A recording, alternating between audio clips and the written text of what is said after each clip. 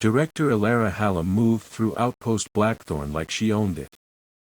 Her arrival transformed the compound's atmosphere within minutes. Staff officers who had seemed unflappable suddenly developed nervous tics. Cadets pressed themselves against walls as her entourage passed. Even hardened veterans from the zone patrols found urgent business elsewhere when her pale blue eyes swept their direction. She looked nothing like Kael had expected. No military bearing or intimidating bulk, just a woman in her 50s wearing an immaculate civilian suit that probably cost more than most cadets earned in a year. Silver hair styled with surgical precision. Thin lips that curved in what might have been a smile or a threat. The terrifying part was how ordinary she seemed. Cadet Morrow. Her voice carried across the briefing room like cut crystal. Please, sit. The interview space had been cleared of everything except 2 chairs and a table. No recording equipment visible, though Kael suspected every word was being captured by devices he couldn't see. Hallam sat with perfect posture, hands folded in her lap like a school principal about to discuss detention. Okafor stood near the door, his expression carefully neutral. But Kael caught the tension in his shoulders, the way his prosthetic arm hung motionless at his side. I understand you've had an interesting few weeks, Hallam continued. Failed your FAT 3 times, then suddenly developed remarkable abilities during a crisis. Fascinating trajectory. Ma'am. Kael kept his voice steady. The frequency whispered statistical analyses of everyone present, but for once he welcomed the distraction. Anything was better than focusing on those pale eyes that seemed to see through him. Tell me about the night you encountered the null infiltrator. The question felt like a trap waiting to spring. I acted on instinct. Training took over. Training. She repeated the word like tasting wine. Yes, your instructors speak very highly of your tactical awareness. But I'm more interested in how you neutralized a null suppression field. That shouldn't be possible for any resonant, regardless of training. She knows, the frequency observed with something approaching admiration. Direct inquiry. Efficient. Hallam leaned forward slightly. You touched her, didn't you? Physical contact during the confrontation. And afterward, she was significantly weakened. The fight was chaotic. I can't recall every detail. Of course. Her smile widened fractionally. Memory can be unreliable during traumatic events. Fortunately, we have other sources of information. She reached into her jacket and withdrew a small device, crystalline, about the size of a thumb drive. It pulsed with faint internal light, casting prismatic reflections on the table's surface.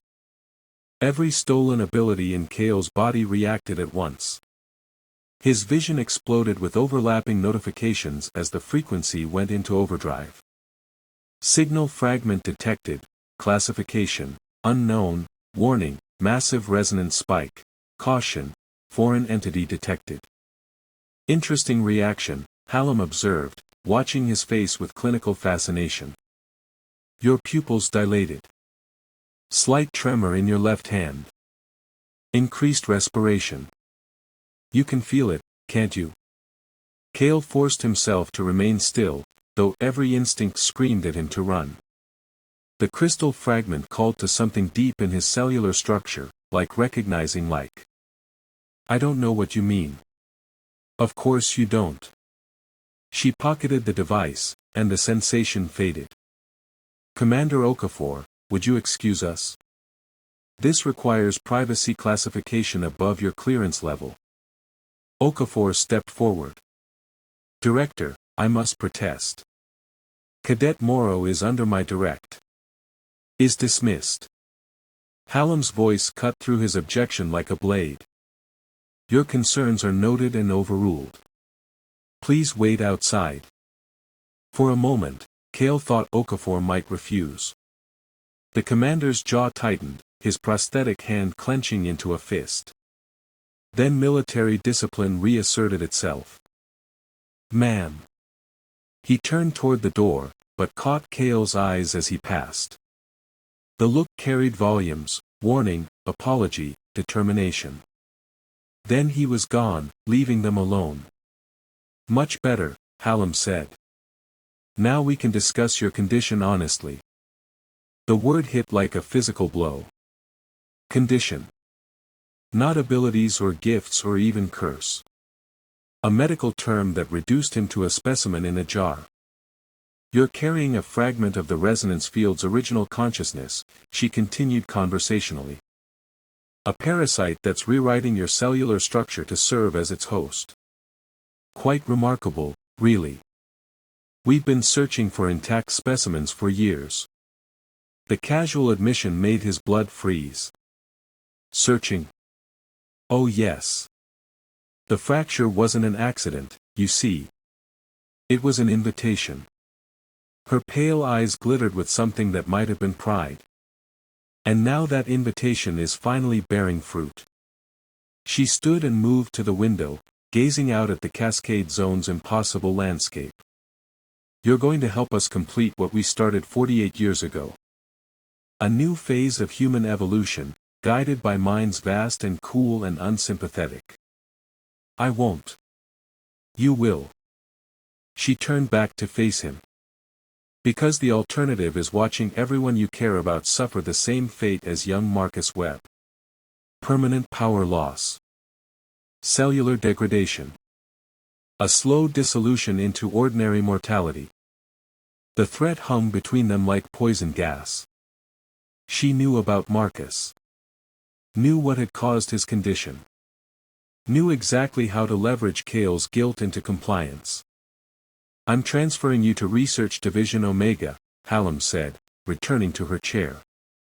"Effective immediately. Your friends here will be informed that you're receiving specialized training. A promotion, essentially." She reached into her jacket again and withdrew a manila folder. "But first, I want to show you something that might clarify your situation." The folder landed on the table between them with a soft thump. Inside, Kael could see the edges of photographs and what looked like official documents. 6 other fragments have been located worldwide, Hallam explained. Each one bonded to a host, just like yours. Each host carefully monitored, studied, and eventually harvested for the greater good. She opened the folder and turned it toward him. 6 photographs.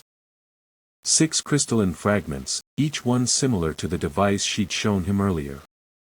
And next to each photo, a name written in precise black ink.